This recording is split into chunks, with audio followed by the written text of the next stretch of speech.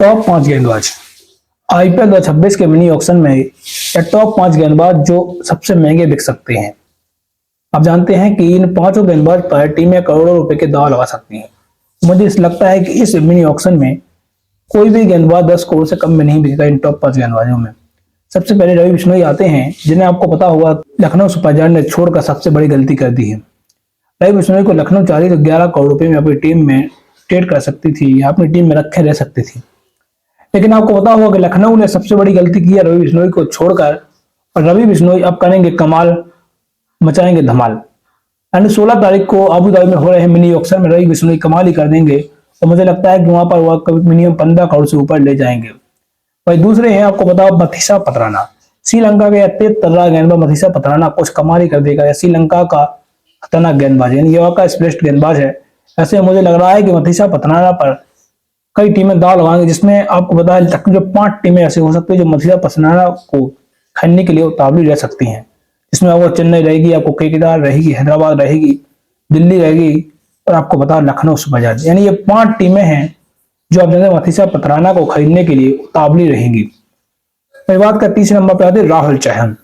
और जानते हैं टीमों में स्पिनर की एक भारी कमी फैल गई है।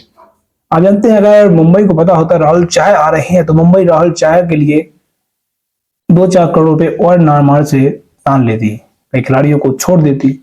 आप जानते हैं, आप भी जानते हैं राहुल चहर का क्या है, और मुंबई के लिए राहुल चहर ने जिस प्रकार से आईपीएल ट्रॉफी जीती है, मुंबई भी जानता है राहुल चहर हमारे लिए कितने किफायती साबित हो सकते हैं। 4 नंबर पर आकाशदीप।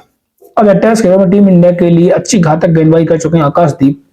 अच्छे तेज तर्रा गेंदबाज है। लखनऊ ने आकाशदीप को भी जाने दिया है। लखनऊ ने मेगा ऑक्शन में पूरी की पूरी इंडियन पेसर को अपनी टीम में रखा था, स्पिनर भी इंडियन ही थे, लेकिन लखनऊ इंडियन के साथ जा नहीं पाई। ऐसे लखनऊ ने रवि बिश्नोई, आकाशदीप जैसे गेंदबाजों को छोड़ दिया है। आकाशदीप इस ऑक्शन में आराम से 10 करोड़ के पार भी जा सकते हैं। वही 5 में एंडक नोकिया। अब जानते हैं नोकिया भले ही पहले टी20 मुकाबले महंगे साबित हुए थे, दूसरे में उन्हें खेलने का मौका नहीं मिला, लेकिन आप जब बता दें कि एंडक नोकिया भी मिनिमम 7-8 करोड़ रुपए तो ले जाएंगे, क्योंकि आप जानते हैं कि डिमांड है, सप्लाई कम है। अब जानते हैं कि मांगे बहुत हैं, यानी हर टीम उन्हें खिलाड़ियों को खरीदने के लिए उतावली रहती है, लेकिन आप जानते हैं कि इस मिनी ऑक्शन में कई खिलाड़ी नहीं है। आप जानते हैं कि सबसे बड़ी बात तो यह है कि 2 साल की बैन की वजह से कई खिलाड़ियों को नाम ही नहीं आया है। आप जानते हैं बेन स्टोक है, इसमें आपको पता है हैरी ब्रूक है, मलक गेंदबाज है, जिनको आपको पता होगा कि इस मिनी ऑक्शन में नहीं आए हैं। ऐसा इसलिए क्योंकि आप जानते हैं बीसीसीआई ने साफ कहा है कि अगर आप मेगा ऑक्शन में नाम नहीं डालते हैं तो आप 2 साल तक आईपीएल से बैन रहेंगे और आईपीएल में मिनी ऑक्शन में हिस्सा नहीं ले सकते। यानी आप सिर्फ 30 ही साल ही आ सकते हैं जब सीधा मेगा ऑक्शन होगा। यानी बीसीसीआई का यह नियम बहुत ही सही है, क्योंकि कई खिलाड़ी पैसों के लालच में कहीं से कहीं कुछ ना कुछ कर जाते थे, और आप जानते हैं बीसीसीआई को सबसे बड़ा घाटा होता था, क्योंकि कई खिलाड़ी, आपको पता है इस मेगा ऑक्शन में जब हैरी ब्रूक को दिल्ली कैपिटल ने 6 करोड़ रुपए में खरीदा था, तब आपको पता है हैरी ब्रूक ने एक बहुत ही बेकार काम किया था।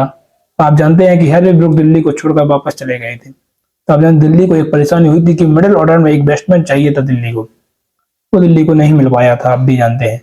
इसमें बीसीसीआई का यह फैसला सभी टीमों के लिए बहुत ही फायदेमंद साबित हो सकता है। इसी के साथ चैनल को लाइक करें, सब्सक्राइब करें, शेयर जरूर करें, कमेंट करें ना भूलें, फॉलो जरूर करें।